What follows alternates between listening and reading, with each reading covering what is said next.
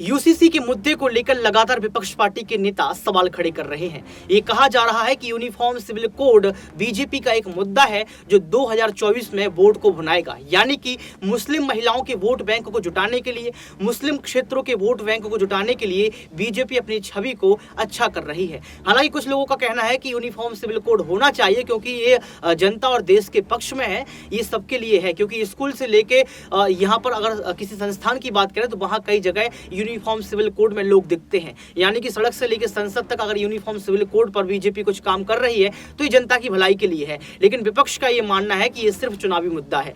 नमस्कार, आपके साथ मैं हूं ऋतिक सविता। स्वागत है आपका नेक्स्ट 9 न्यूज पॉलिटिकल बाइट में। दर्शकों, तमाम एंगल्स यहां पर निकल रहे हैं यूसीसी को लेकर। क्या यूसीसी लोकसभा चुनाव 2024 के पहले बीजेपी का बड़ा मुद्दा है? क्या दक्षिण के राज्यों में अपनी छवि को मजबूत करने के लिए यूसीसी लाया गया? क्या सच में यहां पर मुस्लिम महिलाओं को उनके वोट बैंकों को जुटाने के लिए, उनको आकर्षित करने के लिए यूसीसी लाया गया? ये तमाम सवाल यहां पर इसलिए खड़े किए जा रहे हैं क्योंकि 9 साल से कभी भी इस मुद्दे पर कोई काम नहीं किया गया, लेकिन अचानक से फैसला आ जाना, यानी कि 2024 के लिए एक मुद्दा खड़ा कर देना, ये तमाम बातें कही गई हैं। यूसीसी को लेकर जो है यहां पर चर्चाएं इसलिए की जा रही हैं क्योंकि यूसीसी कहीं ना कहीं मतभेद पैदा कर रहा है, ऐसा तमाम नेताओं का कहना है। आप खुद ही सुनिए।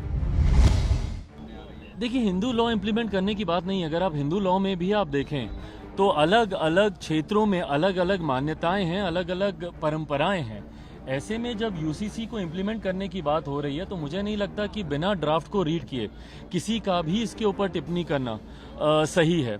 मैं चाहता हूं कि लॉ कमीशन पहले इसकी ड्राफ्टिंग उसको सार्वजनिक करे, तमाम राजनीतिक दलों के पास उसको भेजा जाए। देखिए, भारत विभिन्नताओं का देश और भारत की खूबसूरती या ताकत ही उसकी विभिन्नता में रही है।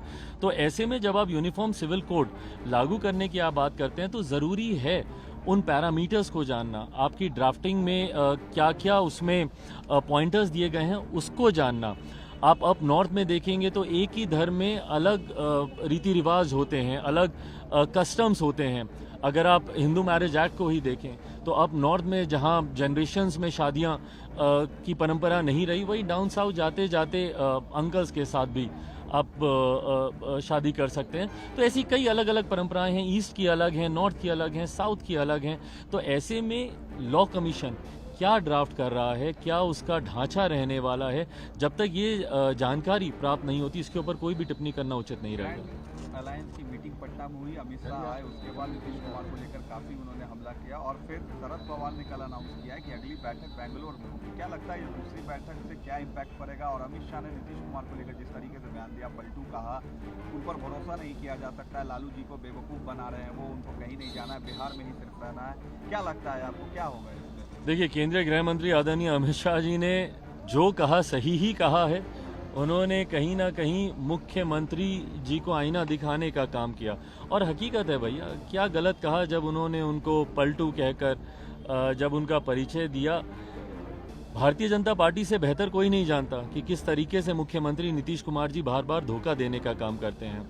और जब आदरणीय लालू जी से भी जब उन्होंने इस बात का जिक्र किया तो उस वक्त भी उन्होंने यही बताने का प्रयास किया कि 2015 में भी उनके साथ चुनाव लड़ने के बावजूद, उनके साथ बहुमत मिलने के बावजूद किस तरीके से 2017 में वो उनको भी धोखा देकर गए।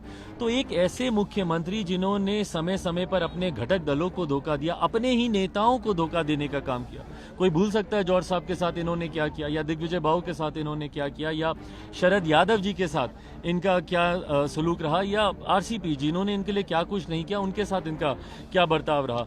तो जिन्होंने अपनी महत्वाकांक्षाओं को पूरा करने के लिए घटक दलों को, अपने नेताओं को जिन्होंने धोखा देने का काम किया, वो आने वाले समय में सही में किसी के साथ रहेंगे, इस पे प्रश्न चिन्ह खड़ा होता है। और यही बात केंद्रीय गृह मंत्री जी ने बताने का काम किया। अगली बैठक में कुछ होगा लगता है ग्रैंड अलायंस? भाई, मुझे नहीं पता क्या होगा नहीं होगा। विपक्ष इस बार गंभीरता दिखाने का प्रयास जरूर कर रहा है, बार बार निरंतरता में जिस तरीके से बैठक हो रही है, पर प्रश्न चिन्ह वहीं पे आके खड़ा होता है कि जहां जिन क्षेत्रों में इन घटक दलों की आपस में ही लड़ाई है, वहां पे तालमेल कैसे होगा।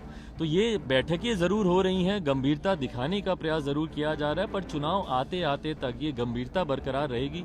क्या साथ मिलकर चुनाव लड़ पाएंगे या किसी एक व्यक्ति का नेतृत्व ये तो सुना आपने इस वीडियो को सुनने के बाद आपको पता लग गया होगा कि आखिर क्यों यूसीसी पर सवाल खड़े किए जा रहे हैं। अब देखना ये पड़ेगा कि बीजेपी सरकार क्या इसका जवाब देती है और क्या सच में यूसीसी के द्वारा बीजेपी को फायदा मिलेगा, क्या वोटिंग शेयर या वोटिंग काउंटिंग में जो है बढ़ोतरी होगी। आज के लिए सिर्फ इतना ही। देखते रहिए नेक्स्ट 9 न्यूज पॉलिटिकल बाइट।